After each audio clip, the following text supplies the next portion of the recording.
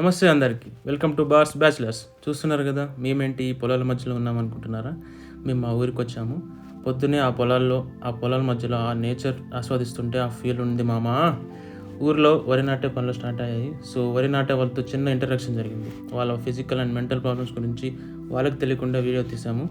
ప్రతి ఫీల్డ్లో నానా రకాల ప్రాబ్లమ్స్ ఉంటాయి. వాళ్ళ ప్రాబ్లమ్స్ ఏంటో వాళ్ళ మాటలన్నీ తెలుసుకుందాం. Let's get into the video. పొద్దునంతా 4 గంటలకు లేచి వంట చేసుకొని వచ్చి 6 గంటలకల్లా వంట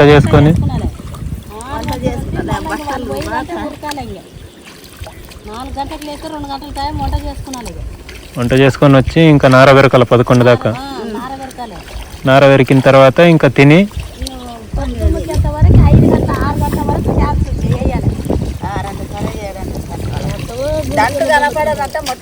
మొత్తానికి దంట కనపడకూడదు, బొబ్బు కావాలా. నొప్పి రావా నడుములో ఇట్లా వేసి వేసి వేసి నొప్పి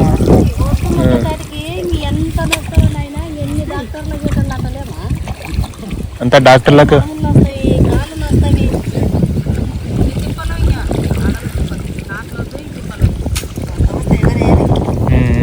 అంత మషిన్లే ఇంకా ముందరికి.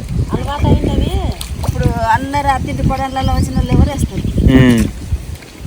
మా పిల్ల పని చేయదు అని చెప్పిస్తారా? మనం ఎవరు వేస్తారు? 1 ఎకర్ ఎంత 5 మంది వేస్తారా? ఇక్కడైతే 5 మంది అయినా బడ్జెట్. ఇంకా మీరు 5 ఎకర్ వేసుకురాబండి అంటే 5 మంది తోటే వేసుకురావాలి. వాళ్ళు 30 అయినా 6 అయినా 5 అయినా.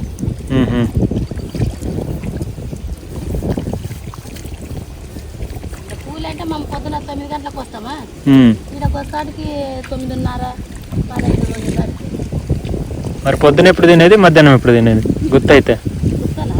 పొద్దున నార పెడతారు 10 గంటల దగ్గర, 10-11 గంటల దగ్గర. పొద్దున 11 దాకా నార పెరుగుతారా? అప్పుడు అన్నం తింటారు, 10 గంటలు చేస్తారు అని డాక్టర్ కొట్టి లేదంటే అన్నం తింటాం. అన్నం తిని మళ్ళీ మధ్యాహ్నం ఏమైనా తినాలనుకుంటే తింటారు.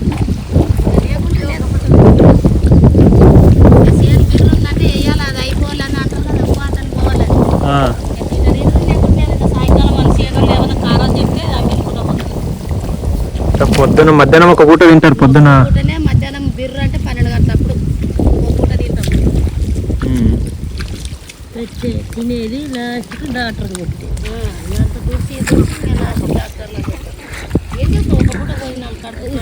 రోజు 6 నెలలు తుడిసేది, 6 నెలల తర్వాత డాక్టర్లో పెట్టేది.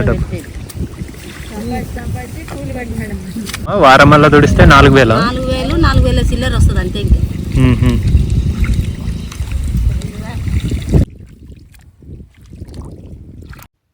చూసారు కదా వాళ్ళ ప్రాబ్లమ్స్ ఏంటో.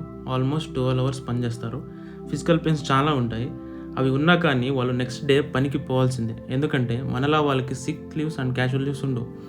వాళ్ళు 4 ముద్దలు కడుపులోకి పోవాలంటే వాళ్ళు పనికి పోవాల్సిందే. రైతు కష్టాలతో పోల్చుకుంటే ఎవరి కష్టమైనా చిన్నది అనిపిస్తుంది. ఎందుకంటే మనలా వాళ్ళకి salaries, credit cards and yearly బోనస్లు ఉండవు.